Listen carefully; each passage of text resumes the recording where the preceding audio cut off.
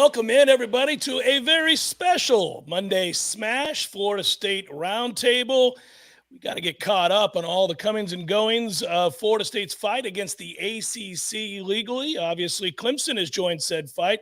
More on that and much, much more momentarily. You see the man on the screen. That is Gene Williams. He is the founder, administrator of Warchant.com. We're going to chat for a few minutes before we're joined, fortunately, by attorney at law Mike Tomkowitz, who has been our man. Loyalty, as we also call him, by the way, when it comes to vetting this and let us know what's what. So before we get going, we always want to thank our friend Russ Voorhis, of course, of State Farm. Tonight's program brought to you by State Farm agent Russ Voorhis. Russ is one of the original supporters of Warchant.com and a great Seminole supporter to boot. With brick and mortar operations in Jacksonville Beach, and Orange Park, Russ is available to serve you across Florida, Georgia, and Alabama. Head to russvorhis.com today for more information. That's russvorhis.com. Good evening, Gene. How are you, sir? I'm doing well, Jeff. How are you this lovely Monday in Tallahassee? This spring is in the air. We got lawsuits going all over the country, so it's good times, man. Spring practice is underway. We'll be out there tomorrow, so it's a wonderful time to be a Seminole and be around these parts. That's true, and I look forward to tomorrow's practice, and we've been killing it lately being out there for every one of those practices, and this is a big week for the Noles as they get set to scrimmage on Thursday, so I look forward to it. I'll see you out there tomorrow, just as I did the other days, Gene, and you're right, it is a lovely time of year to talk lawsuits because things have heated up. Let's get caught up on this. I don't know where you want to start first other than to note Clemson has joined the fight since we last spoke to one another, and we all wondered at one point, Gene, when was that going to happen? We knew behind closed doors that they felt, as did Florida State, that they were aligned in that manner. Maybe still others, bigwigs as well in the conference feel that way, but Clemson has now put it to paper and filed suit. Yeah, and a lot of people wondered why it took so long, and I wrote about this. This is probably 3-4 weeks ago when I did the War Room. You know, you don't do these things. It's like you don't usually quit a job unless you got a landing spot somewhere else. Right. I think they weren't getting enough warm and fuzzy somewhere. So, I mean, there's no reason. They could have filed this the day after FSU. There's nothing unique what they filed. It was like, oh, they were waiting for something to file this. I think they finally got enough confirmation that they felt good. They have a landing spot, be it the Big Ten. I think it's more the SEC would be my guess, but I think that's what prompted this delay. I think this is great for Florida State. I really do. I mean, I know all Noles, the people who's on the tribal council, will know he's kind of the resident attorney on there. And he made a good point that he didn't like it because he thinks it further complicates the proceedings. And Mike might be able to speak to this a little bit more later on. We bring him on the legal ramifications because I get it. There's another party, another jurisdiction involved.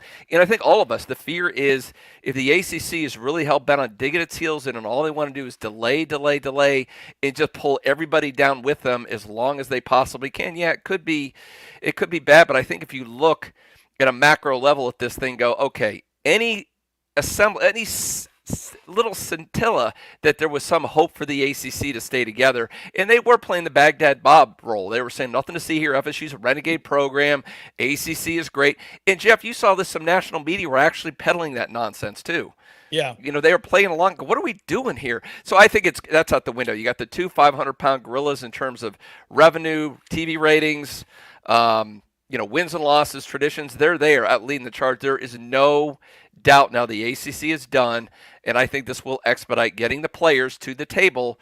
And I think you talked about on Jeff Cameron's show today, this isn't going to be some big trial that we're going to have a couple years down the road. This is going to be negotiated. Now it's just about finding that sweet spot and getting those players to the table to negotiate the exit for everybody involved.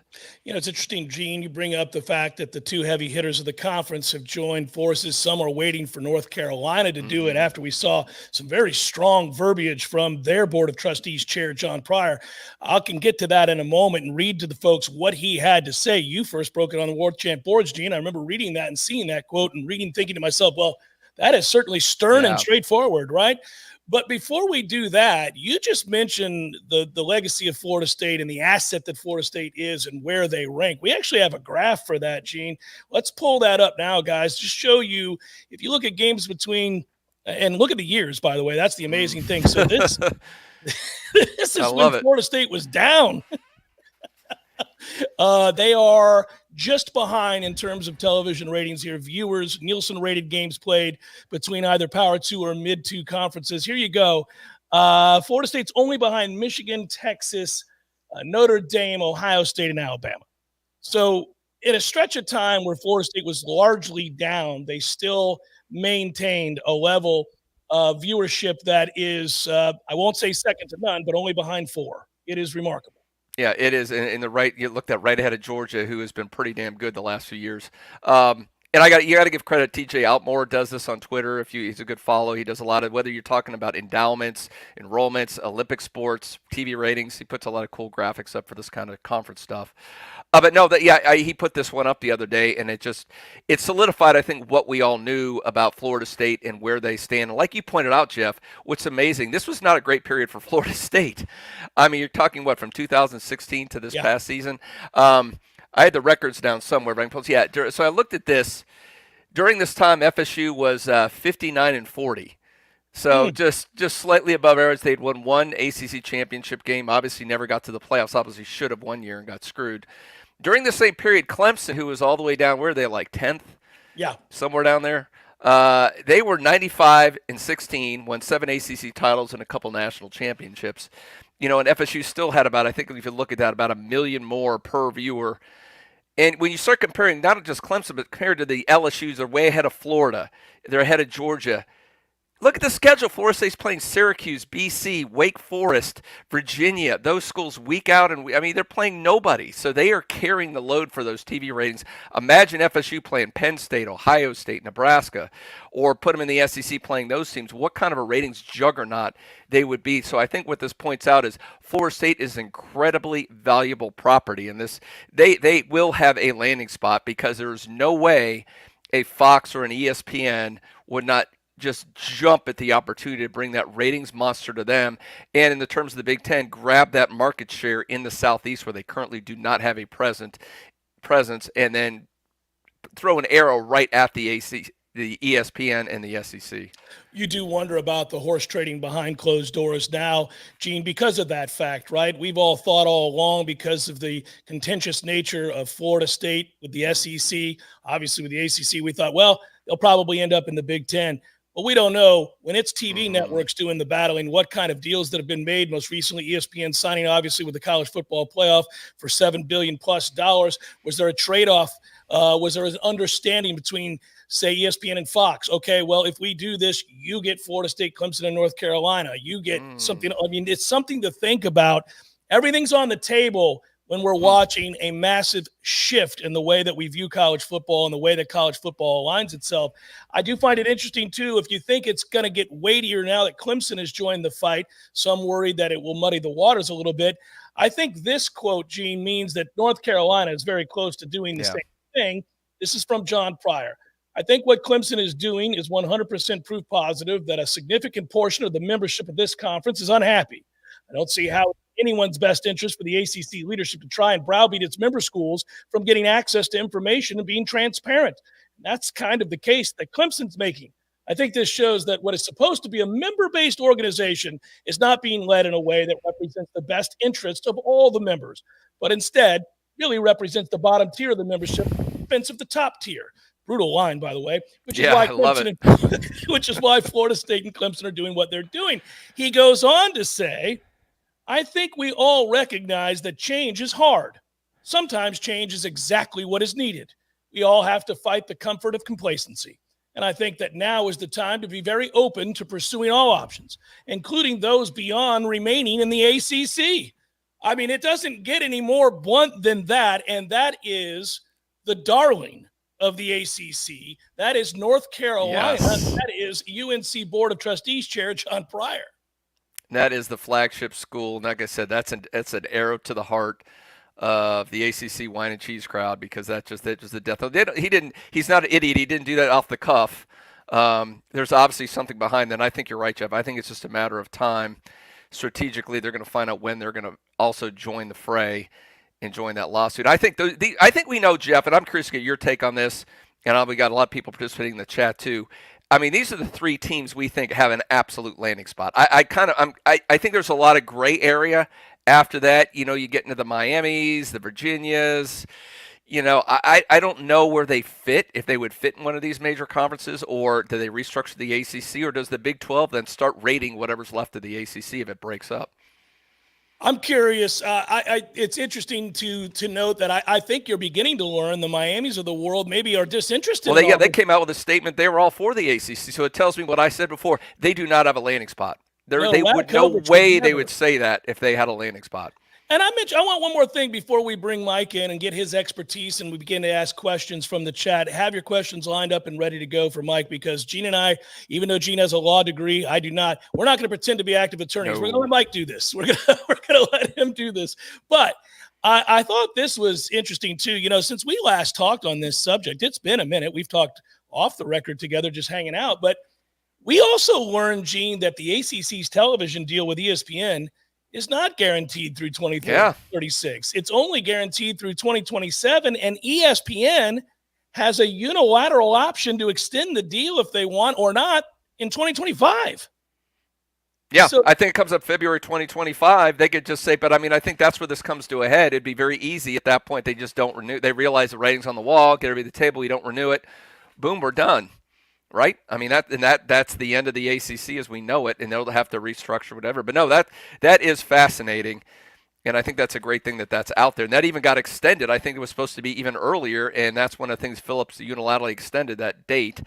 Again, we'll see if they did it like FSU alleges without the consent of the conference to do what he did. But at the end of the day, that's very interesting that date is there, which would effectively kill, 9 years of the grant of rights? Yeah. So that's a couple $100 million right there. So that'd be a nice, cut that off the Florida State's debt were that to happen. Before we bring in Mike Tomkowitz, let's take another quick break and hear from our sponsor, RussVorhis.com.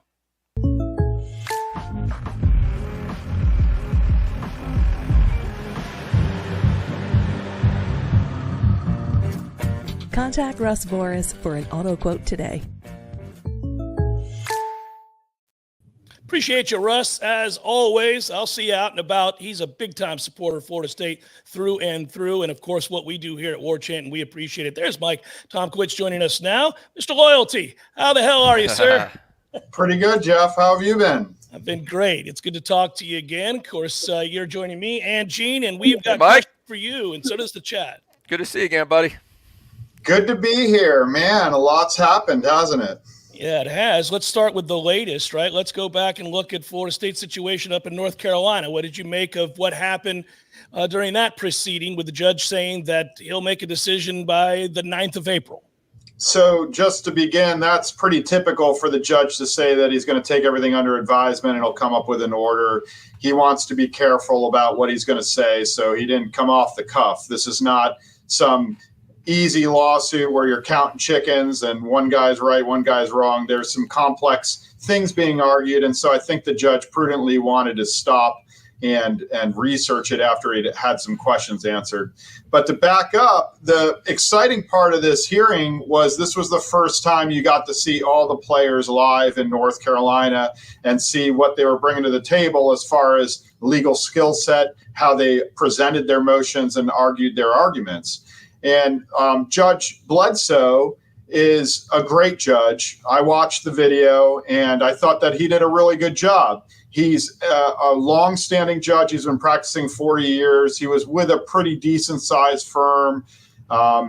The name of the firm was Robinson Bradshaw. I looked them up. He seems to have done some business law. He's now the chief judge for the circuit. So we got the A team up there in North Carolina.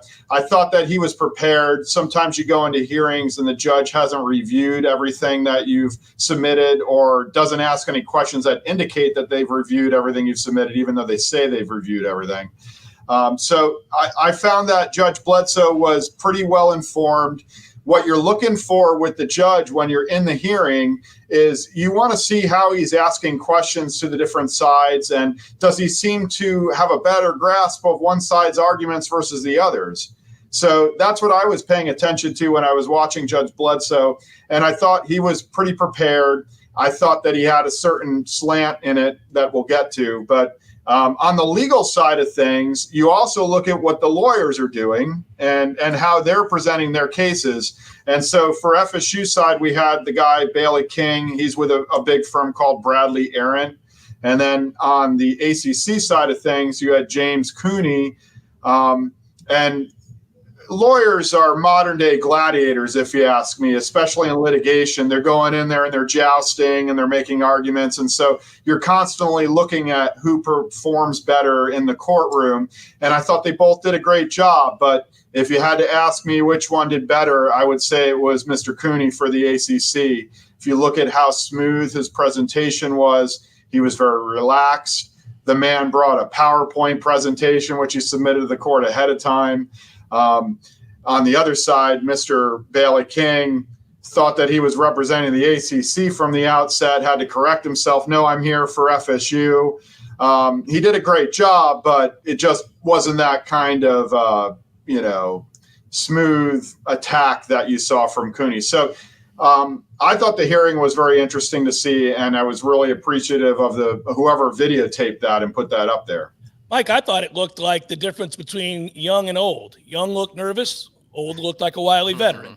I also didn't think, and you tell me if you agree, that the judge was overly pleased with the lecturing about integrity, though, from the side of the ACC. He didn't seem amused.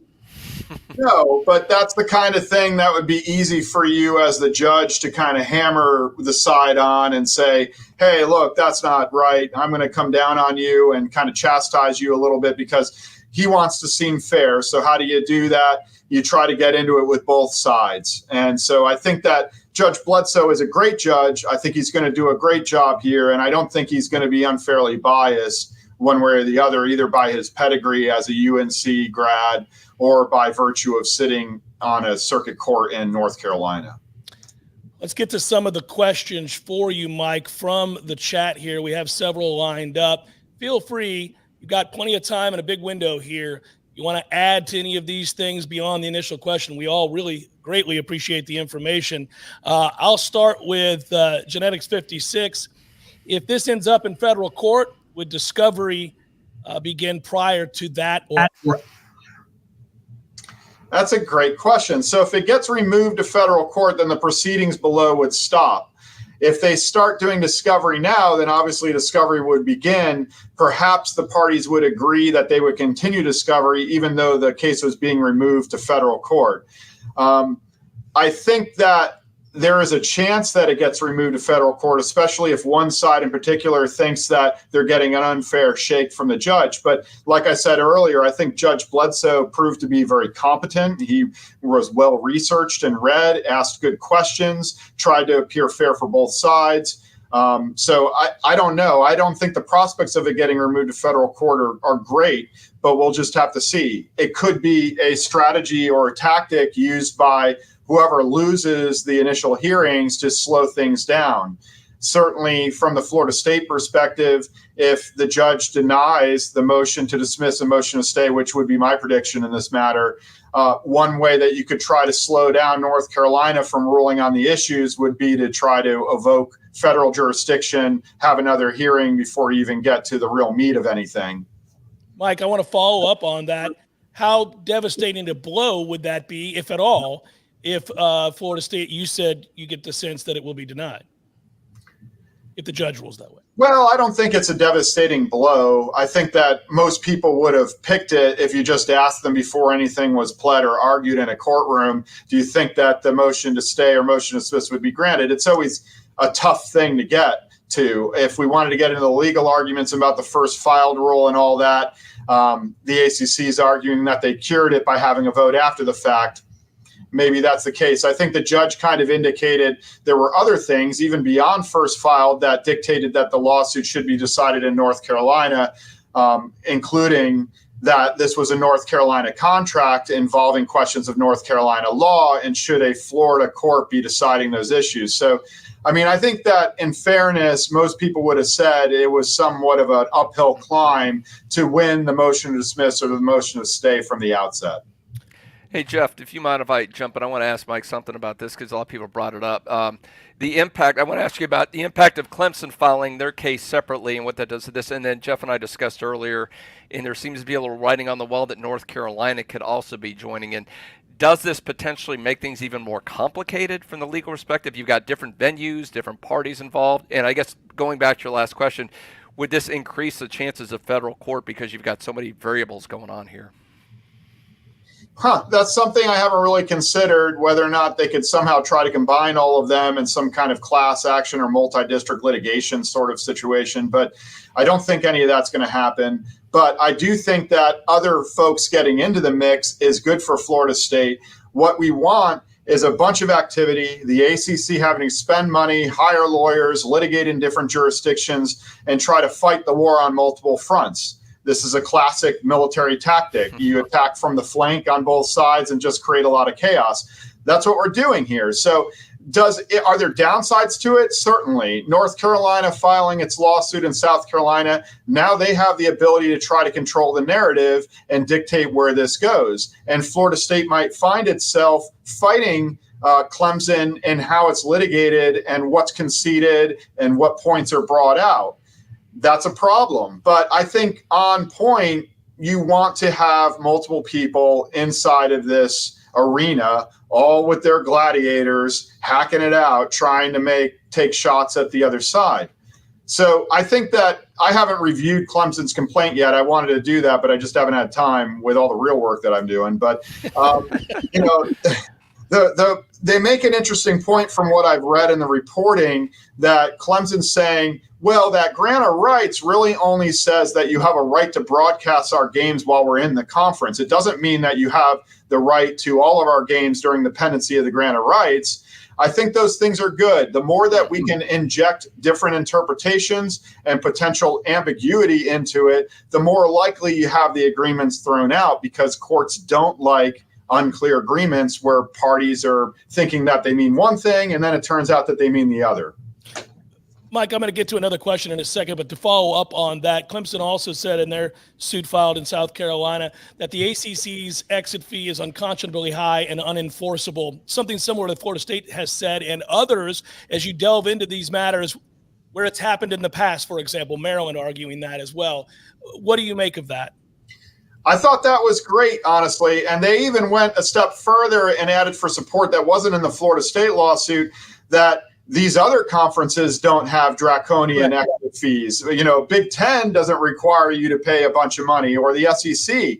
So I thought that was a really well-made point, and further to the overall point that FSU is trying to make too, that this is a penalty to disincentivize you and hold you hostage, not to be a reasonable evaluation of the damages that these conferences will suffer if a member leaves.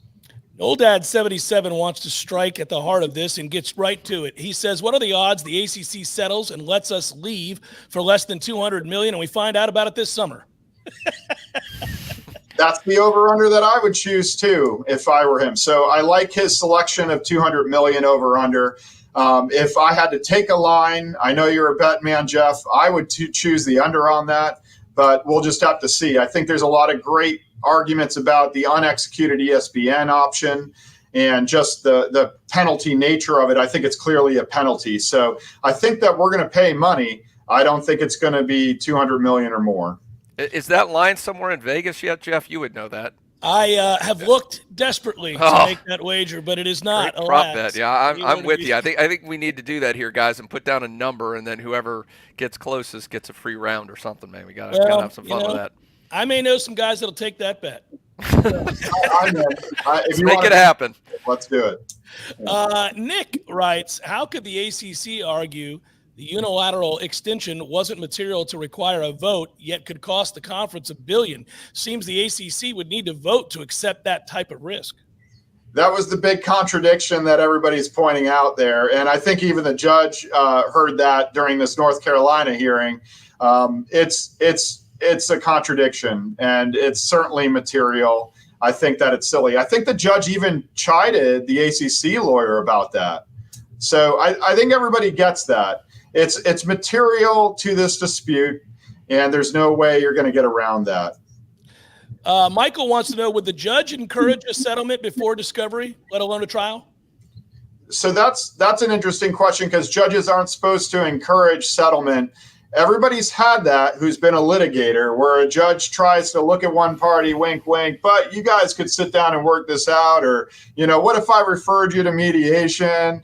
those types of things. And all the parties in front of the judge are like, absolutely, Your Honor, we can work this out. Why don't we go to mediation? But they're thinking, oh, I can't believe that the judge just did that.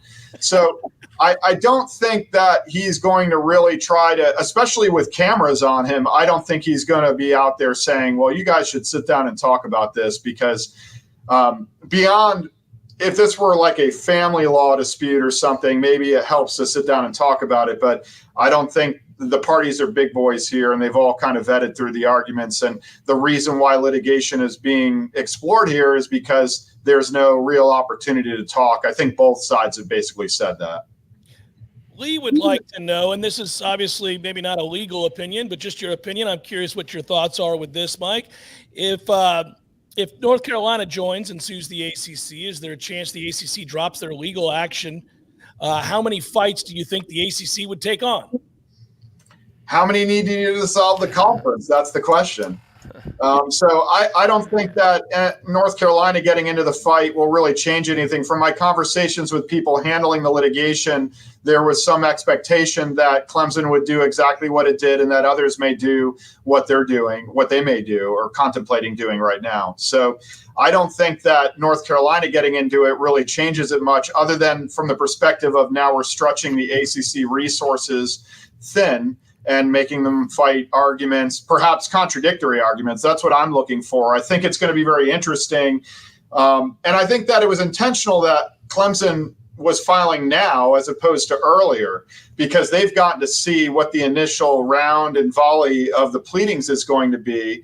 And so they've been able to take that into consideration when refining their own arguments. I think it'll be really fun when we start getting some contradictory things coming out from one lawsuit, and then the other lawsuits will seize upon that and try to exploit it.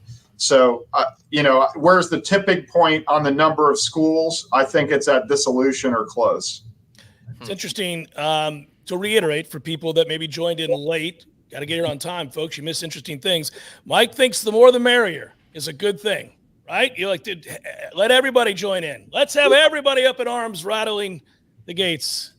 I think it's the perverse strategy. That's the way that I would want to litigate it if I were litigating it. There's definitely downsides. I'm not saying it's all positive. You lose control of the narrative, or there's potential to lose control of the narrative. If the South Carolina suit starts moving faster, FSU's in the back seat. As a litigator, I always want to be in the front seat. I want to be driving the car. So that's the downside of it. But from an overall strategy, how the heck do we get out of the ACC and kill this thing? I think you want more parties involved. Danny wants to know what comes next after the judge's ruling on April the 9th. What should people expect as the next big event, or chapter to this timeline, and when? Well, the judge also said, and the feed that I saw kind of cut out when they were taking a break, and I didn't get the follow-up part of that, whatever they were doing in the hearing. I don't know if you all had that too. Yeah, I had the same thing happen. Yeah, no, I didn't hear it. So, and I wouldn't feel comfortable guessing what was done. Yeah, you're right. Well, I'm going to guess. But I want you to feel comfortable guessing. I'm not the one to be comfortable guessing. You're a litigator. So the judge said at the outset we were going to handle these three things, and one of those at the end was some kind of case management conference to come up with a scheduling order. I don't know what happened when they came back from that break, if they laid down some kind of this is how we're going to marshal this along now and we're going to do that, or if they're just going to wait until he produces his ruling on these things, and that's what will dictate the schedule. But assuming that he denies the motion to dismiss / motion to stay, then they would have to file a responsive pleading. During that time, they could start producing discovery back and forth. And that's where this gets really interesting, is when we start doing depositions. But they probably wouldn't engage in depositions until they conducted some limited written discovery through requests for production, perhaps admissions or interrogatories, depending on what they were after. But it'll be the depositions where things really come off the rails, because as much as you talk to someone and prepare them for deposition, they start saying some wacky things that you maybe didn't anticipate and you have to deal with in the litigation. And Mike, if I can jump in here, I'm curious, kind of a side issue, but I find it fascinating being in Florida, and you practice a lot dealing with the sunshine laws that are here, and the side issue of the contract between the ACC and ESPN and their unbelievable over-the-top attempts to hide this thing. Mm-hmm. How do you think that is going to end up playing out? And obviously, different jurisdictions with different rules on public records. How do you think that's going to fly?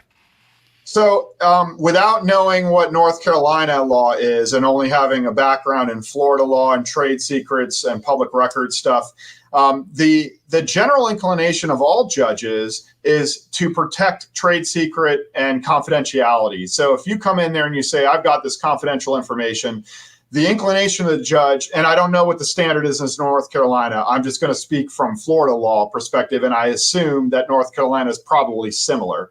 But the inclination of the judge is going to be to protect those things. Why? Because once it's out of the bag, the harm's already been done. If he rules that it's confidential and trade secret and protected, then on appeal, they're trying to overturn that, and the appellate court will settle that for him. But the safer play for the judge, especially if it's a close call, would be to find that it was confidential and protect it, and then let the losing side go up on appeal if they want to say it wasn't. To follow up on that, Mike, couldn't they just go off, in camera or whatever, and look at this thing and break down and retract certain parts of the agreement and just have that? Isn't that a viable solution to come out? This is true, because obviously the whole thing is not trade secret. There's no way this whole contract is. That's ridiculous. I know ESPN's making that argument. We know that's not true. So it seems like if they would redact, part of it would be the way to go. Yeah, so courts can handle that a number of ways. One way is that the judge himself can participate in what's called an in-camera inspection. He takes the agreement, he will read the agreement, and then he'll say these portions of it would be redacted and they're confidential and trade secret, and these portions are not. Another way that judges handle it when they don't want to actually spend the time to go through it and say which parts are trade secret is he could have a third party be engaged, and the parties will have to split the cost for that third party to review it and decide what is trade secret and what is not. And then the easy way to handle it is just to simply say, all of it is trade secret. Mm-hmm. Appellate court, you deal with this. So what do I think that the court will do here? Like I said, Judge Bledsoe was on top of it. I really did like his demeanor. I liked his level of preparedness. I think he knows what's at stake and how important this litigation is. And so I would bet that he would review it himself if that's what he wanted to do. I don't think that he would send it out for a third party. But I think still he'd be inclined to say that it's probably trade secret unless he does the in-camera inspection and reviews it himself. These next two questions, maybe we've just are retracing our steps here and you've answered parts or all of these, but I want to make sure we get these in here as our viewers today are in the chat and they are asking questions. So I want to make sure I don't skip these folks. King Spleen writes, since the courts only have 13 of 160 pages of the ESPN ACC media deal, do you think the judge will request the entire document to verify trade secrets? Probably. But going back to my previous answer too, another option that the judge has is to enter a confidentiality order where the parties can use it as part of the litigation, but it doesn't get released. You and I won't get a copy of it, but they get to use it for the litigation, which I think is also likely. The judge will probably allow them to use it for the litigation. So that's Genetics 56 basically asks if ESPN's TV contract is not ordered to be protected, even if it doesn't include a protective order, could ESPN tell the ACC to come to a settlement so the contract isn't released? The ESPN could certainly do that. Yeah, and I appreciate Genetics. I know he's been all over the Warchant forum, so he's gotten some flack from some folks, but we appreciate him being involved in the commentary out there. But yeah, ESPN could certainly say, ACC, you need to start playing ball here. Do you want to have a contract going forward? Because we're the ones that hold the purse strings on that. So if ESPN wants something, I think that they definitely get it, especially if they say it directly to the ACC. On the fly, I'm trying to think through, are there any kind of legal problems with ESPN doing that? And I guess that would be nice to further think about. But from my perspective, ESPN could certainly tell the ACC to get this wrapped up. Jen Knoll 2013 writes, how do they get around the non-vote? Could they have them refile with a vote? If so, wouldn't the vote be tainted? So I think they already said that they did vote. They did a revote after the fact. And we're talking about whether or not to sue and file the lawsuit? I think so. Yeah, I think so. So from that perspective, they say they cured it and it relates back. So they did their vote. Now there's no harm, no foul. We can go ahead and go forward on our lawsuit. We took a vote of the conference. We just didn't include Florida State in that vote, So I think that they're claiming that they cured it. We're saying, FSU is saying, you can't cure it. You have to dismiss it because that makes them lose their first filed priority and they have to restart this process, which would mean that Leon County is where this lawsuit should be heard because we were first filed. The FSU lawyer, I'm calling him the ACC lawyer now, Bailey King. So Bailey King made a good point that we're the party seeking affirmative relief. We're saying that this agreement violates our rights and therefore we're really the party in interest. And so anything they're doing is just asking for the status quo and you should be hearing this in another jurisdiction, so we should stay it. But I think that they made a good point that they've cured it. I think that the judge will accept that as kind of ratifying the initial pleading and it relates back. That's just my opinion, and lawyers can differ. I like where Monterio's head's at. What are the odds we leave for free? I think that that's a low probability at this point, unfortunately. And yeah. I think that the only way we're getting out for free is if we win at the court level. And I think that'll take too long. As everybody's suggested, look at how slowly this is moving. We haven't even gotten responsive pleadings from the other side. We're still waiting for an order on the motion to dismiss, motion to stay. So that's going to take a while. There might be additional amended pleadings. There might be, another motion to dismiss in some regard. Who knows? But we haven't even gotten to written discovery. That's going to take a while. The depositions, they're going to depose everyone and their mother on this. You may see Swofford being deposed. I would anticipate that Swofford's going to be deposed. So that all is going to take a long time. So the only way we're getting out for free is if we win the lawsuit. Any other way, we're paying something. And frankly, I think FSU would be very happy to pay something at this point to just be done with the whole thing. By the way, can I just insert here that I find it absolutely enjoyable to think about the idea of university presidents, athletic directors, and commissioners being deposed in a moment. They don't typically like to be dragged into these kinds of situations and have to answer questions under oath. This would be hilarious. Can we stream Swofford on Warchant TV? Yeah. I think that would be fantastic. Imagine the commentary. Unfortunately, not open to the public, but yeah. Yeah, but Mike, I do think big picture-wise, right, this gets messy, and Florida State got really, and I mean this as a compliment to them, ugly during the last time go-around where they brought up Swofford and Swofford's son, start talking about attacking legacies and family members, and this is where you think at some point a settlement's going to happen before all of this dirty laundry is aired, right? I think there's very, very, very little chance that this lawsuit comes to a conclusion. I think that, we're going to start getting into the really dirty stuff and it'll get resolved. So, I think the timelines are all on pace for 2026 at least, maybe 2025. I don't see this going past all that. And that's typical litigation. Most cases settle now. Very few of them go to legal conclusion, either a jury verdict or some ruling by the judge. Usually the parties kind of ferret out and they'll have their gladiators go at it and they'll poke at each other with swords and see where the soft points are. And then once everybody's kind of got a good handle on where this might shake out, the risk to both sides will dictate some kind of resolution in the middle, considering which side appears to have the better evidence or legal rulings at that point. So, and Mike, I want to ask you this more about just your legal experience in dealing with these multifaceted cases that are like this. Like I think you mentioned a good point. These are like two boxers right now. They're kind of feeling each other out. And once they have a good feeling for it, they're trying to say, let's say that scales between 100 million and 300 million. They're just trying to figure out where that range is, and that gets to the table. In your experience in dealing with these, what will be the sign in this case that, okay, they've kind of reached that point. They're going to finally, maybe now they're going to sit down. Is it ESPN coming in, whatever they can do legally and say enough of this, guys, maybe when they get pushed on this contract, or maybe there's just a certain point in the pleadings, enough is done when discovery gets to the point where you really got to start airing some dirty laundry here? I mean, at what point do you think it's going to be about the sweet spot time for that to happen? So there's two stages of the litigation where I would say there's likely to have some kind of real settlement talks. One is when they really get deep into the depositions.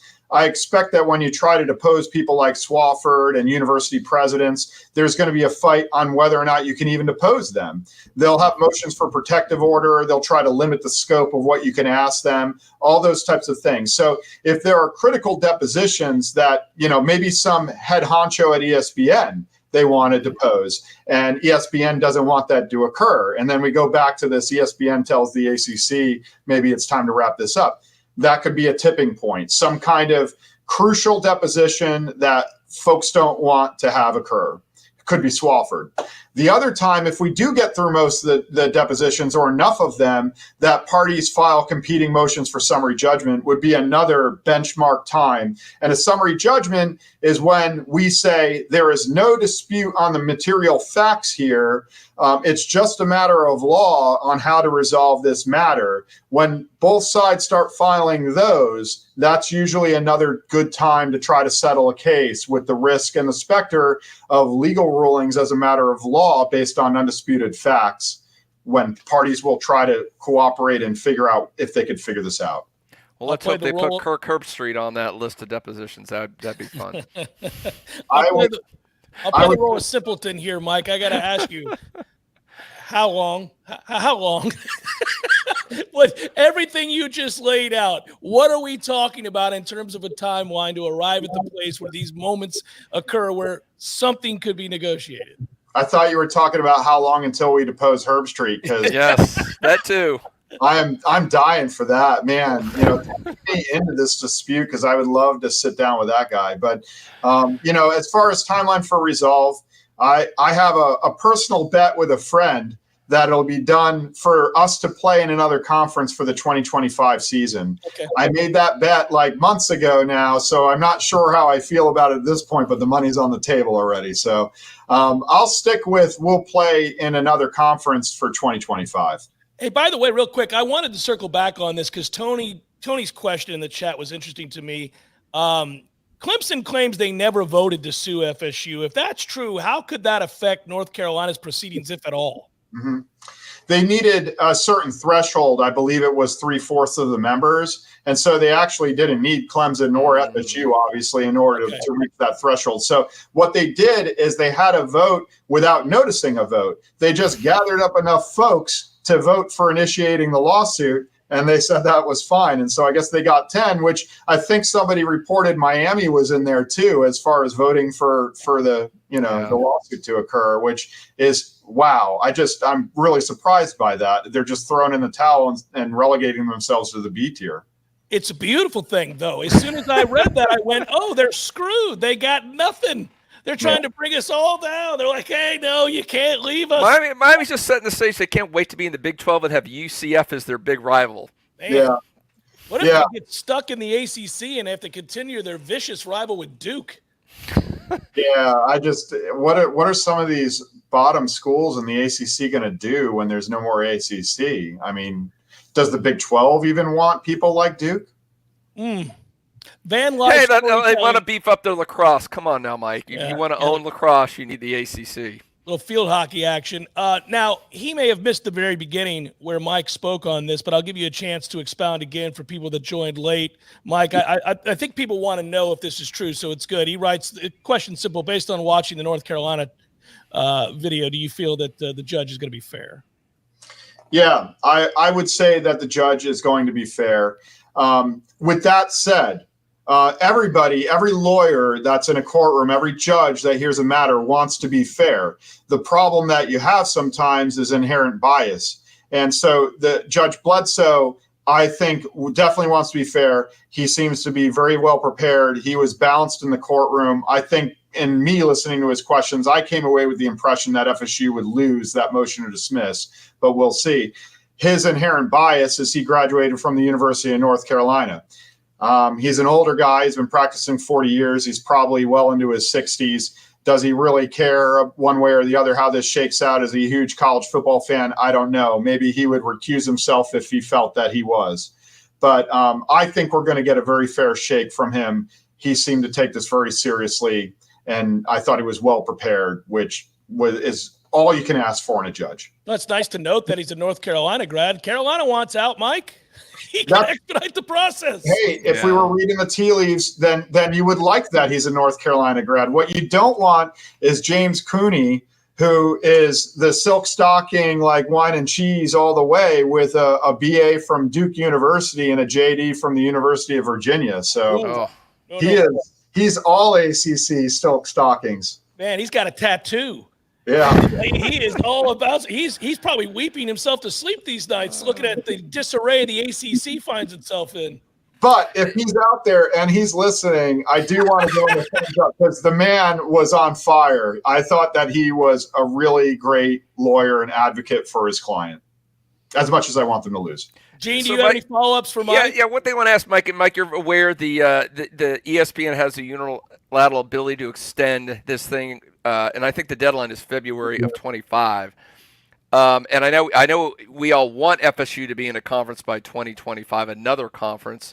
But if this thing does get put, isn't that kind of almost a deadline for stuff? I mean, unless this is resolved, ESPN's not going to extend this thing. So it seems to me, am I missing something, or is that kind of like the absolute deadline for something to be resolved on this whole situation?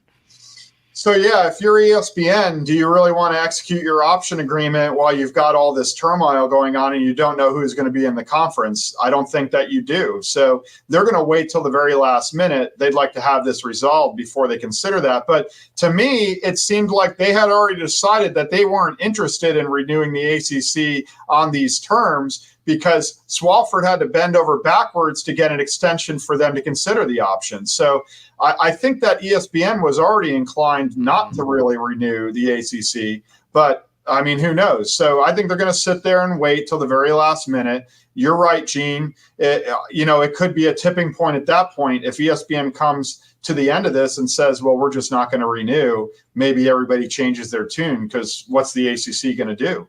Mike, well, that would lower the numbers significantly, too. If all of a sudden you only had a year left, basically, to pay, like, FSU's fine with that, so we'll play through 2026 and eliminate the GOR. Mm-hmm. I mean, that'd be a great deal for them. But I think when you go back to other things in terms of leverage and all that, it's not in the ACC or ESPN's best interest to wait that long when everybody knows they're not going to extend it, because FSU has all the leverage at that point. So that's where I think this would be resolved probably several months before then, I think would have to be the goal. Mike, has anything surprised you about what's happened up to this point? I know that's a broad-based thing, but I'm interested in getting your insights as you follow this. It seems to have followed kind of along the lines that you figured it would, based on my last conversation with you and then things you've said here tonight. Has anything surprised you up to this point? No, not really. Okay, yeah. So I'm trying to think. You put me on the spot here. I was really worried about complicated legal questions, and damn, Cameron throws me for a loop. Well, here's why. I think I didn't want to regret when the hour is up and we realized, I'm like, man, I wonder, has he been surprised by anything? I didn't even ask him that. I mean, I don't know what your initial expectation in terms of resolution for FSU was when it all began, and if anything changed, but it doesn't sound like it has. But I thought I would just ask you pointedly. No, I knew that this was going to be a long endeavor. I think anybody really being honest about it this was going to be strapped in for a long time. I think the amended complaint was kind of interesting. I think that was surprising. How FSU really took out the big guns and started going after Swofford and his family. I mean, I think it's even come out that his wife is somehow involved in so. It was crazy stuff. So I thought that the fact that the gloves really came off, maybe what surprised me is that it seems like it was true that the sides couldn't talk to each other and that they had engaged in some kind of discussions. I thought maybe like what was being said on the forums, that this was all some kind of cover for it to be resolved rather quickly.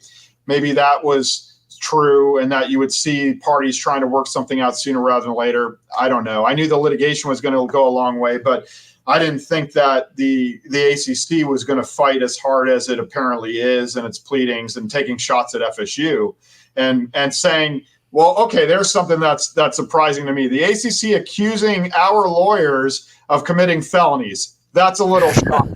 And I think maybe a little over the top, honestly. That was shocking. It sounds like their feelings are hurt. Wow. I mean, like, why in the world would you do that? And does that implicate any kind of bar violation or your own professional and ethical obligations to not do those types of things? I don't know. Are you allowed to accuse lawyers of crime for pleadings? I don't know. So, Mike, you're saying that's not SOP for you to just throw that out willy-nilly in your pleadings all the time?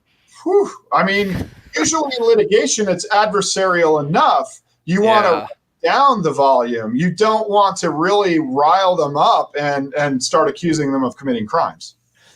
I'm sure there were a lot of people involved in this who weren't exactly pleased by that tactic. And I don't mean on FSU's side. I mean on the other side. Like, other folks involved in this probably thought, well, that was probably not wise, guys. But again, I think it shows the desperation of the ACC to try to hold the ship together here.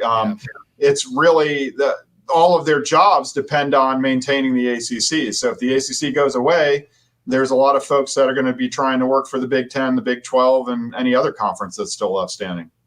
So, Mike, for the Florida case, and you said they're still waiting for the reply back. I mean, when does that? It has to be a deadline. When does the ACC have to reply? And then once that happens, what's the next stage in Florida? So if the ACC has to respond to FSU's complaint in Florida, I think they filed a motion to dismiss or some sort of kicking it sort of pleading. I wanted to go to the hearing here with Judge Cooper. I really like Judge Cooper. I'm a big fan. I did not get to go. I've only read about that hearing. Mm-hmm. So if he denies their motion to dismiss and they have to answer, it'll be about a month. They may get an extension. Who knows? I'm sure that FSU would probably be willing to grant them some brief extension because it looks bad in front of the judge if you're unwilling to cooperate on things like that. But what you don't want to do is allow the ACC to drag this out forever and say, well, we want 6 months to respond. Yeah. So I would say that 1 to 2 months probably is fair and reasonable for them to respond. I was going to ask if the Florida court decided it was the proper venue and deny the ACC's motion to dismiss. Is it possible the ACC appeals that decision and refiles the North Carolina complaint? Yeah, they could try to appeal it, but what you need to do is you're going to be appealing certiorari, so it's a very high bar. You're unlikely to win if you appeal denial of a motion to dismiss. So I think that really what you're going to do is you're going to have 2 lawsuits moving at the same time, one in North Carolina, one in Florida.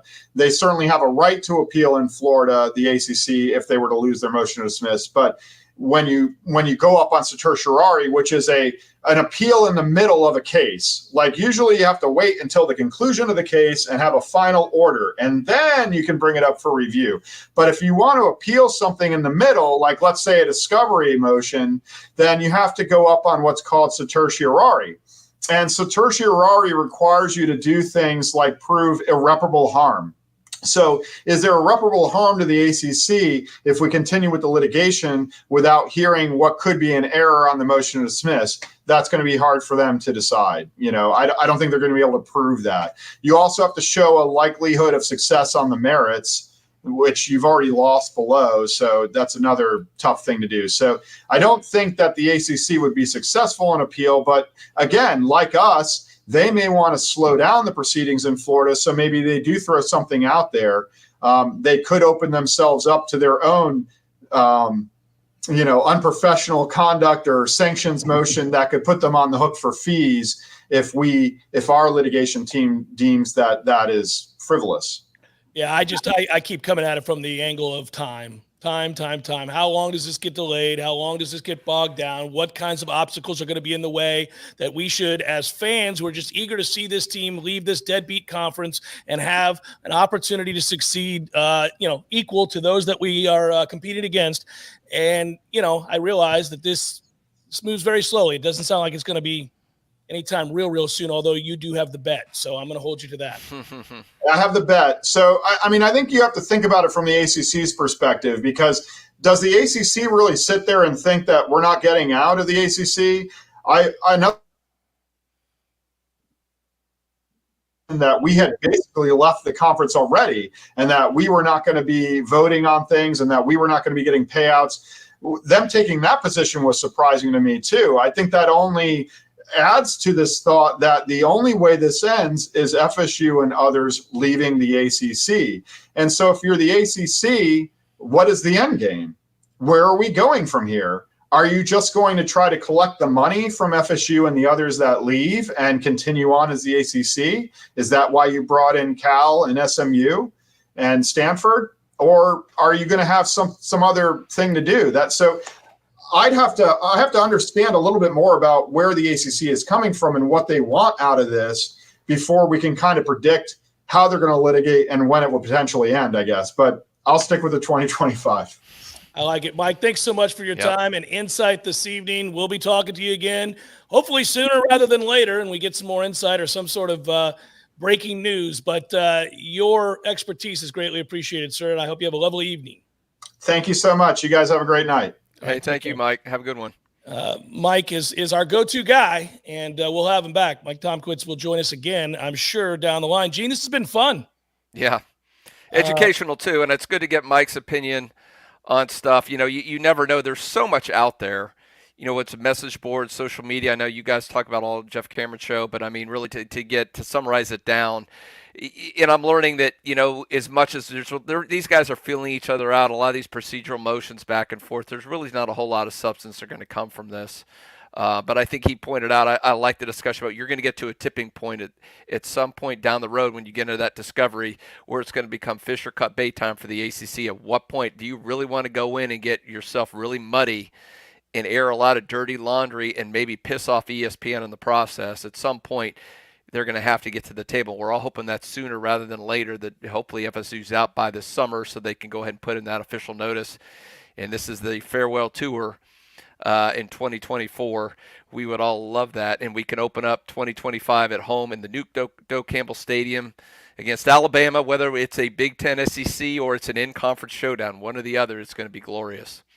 Well, Gene, I'll point to everybody here, first of all, and say thanks to our friend and sponsor for tonight, Russ Voorhies. Go to russvoorhies.com, State Farm agent. He is the man, and he is supporting us, so we like you to support those that support us. Also does great work. We appreciate him. We thank Mike for joining us as well. Tomorrow, we've got all kinds of news coming out of practice. And, of course, we get everybody ready for the Thursday scrimmage. We're not able to watch the Thursday scrimmage, so tomorrow's practice will be big.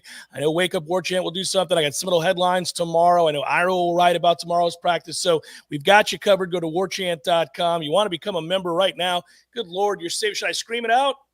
That first month, right? That's what you do. Hey, one other thing before we go, I was thinking about, you know, we all talk about leverage, you know, and now that Clemson's involved with it, if they would stop playing that little tune, you think that might get the ACC to the negotiating table? Go, no, we'll stay in the conference until 2036, but we're going to play that damn tune every single batter for the next 12 years. If they played that in the courtroom, I would just quit. I'm so the Clemson lawyer to come, you have the walk-up song. How cool would that be? He walks up in the courtroom. They just start playing that. Every 2 seconds. That was the painful experience of my life. Not even seeing our bullpen blow massive leads bothered me as much as that song. Sweet. I think we've solved the case, Jeff. This is the way to get FSU and Clemson out of this conference. Unbelievable. He is the founder and administrator, Gene Williams of Warchant.com. I'm Jeff. Thanks so much for watching, everybody. We really enjoyed it. We want to thank Ben and Tom for producing, and all of you for watching and chiming in the chat. Hopefully we got to most everybody.